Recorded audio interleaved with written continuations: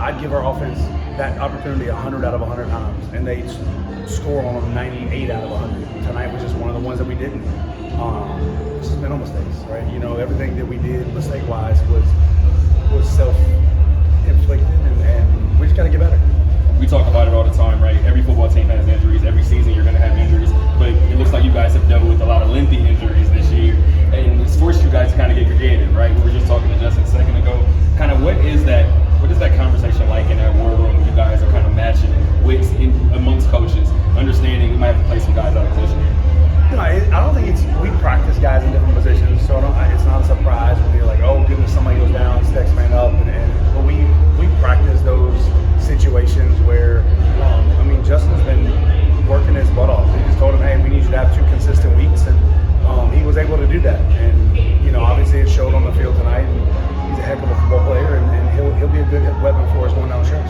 Speaking of down the stretch, is it concerning at all? Your team had I think we talked about it earlier with the offense. The offense had a 21-minute scoring drought last week. I believe it was about 20 minutes tonight. Heading into playoffs, is that kind of something that worries you? No, it's just we didn't execute. We were just talking about it. We have guys running wide open. We just not the timing's off, and we'll get it fixed. It's not no reason to panic or anything like that. We just got to keep playing.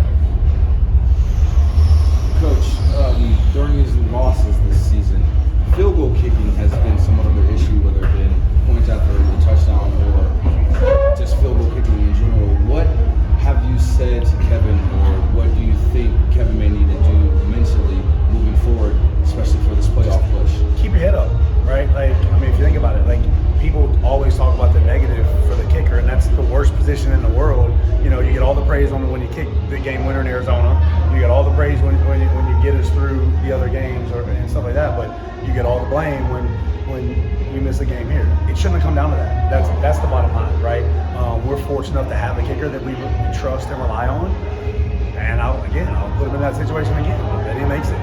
It shouldn't come down to that. And moving forward, will we be seeing another game with with Jorge and Jerome playing at the QB position? Moving down the stretch? Right now. No idea. It's way too early to tell. We do a lot of matchups as far as offense and defense and quarterback play and stuff like that. So whatever, offensively, whatever Coach Sheehan and I come up with, and we'll figure it out. But it's not a rotation it's not a quarterback by committee by no means. Thank you, Coach. You touched on him briefly. Justin Collins, you called him a glue guy once. The value he brings in practice doesn't always draw in the lineup. Can you just speak to the value he brought tonight based on that? He capitalized on his opportunity. It's unfortunate that Caleb went down, right? But he stepped right in and filled those shoes brilliantly. The touchdown on the big touchdown play on the wall, one-handed and stuff like that. Those are huge plays for a young kid, a rookie, experience-wise to make. That just shows what type of guy he really is. You guys called for more fans to come out, nearly 4,300, almost 43,000, 4,300 in the building today. But 2 of the last 3 games are on the road. How do you guys try to bottle whatever was in this building tonight and take it on the road? We talk it all the time.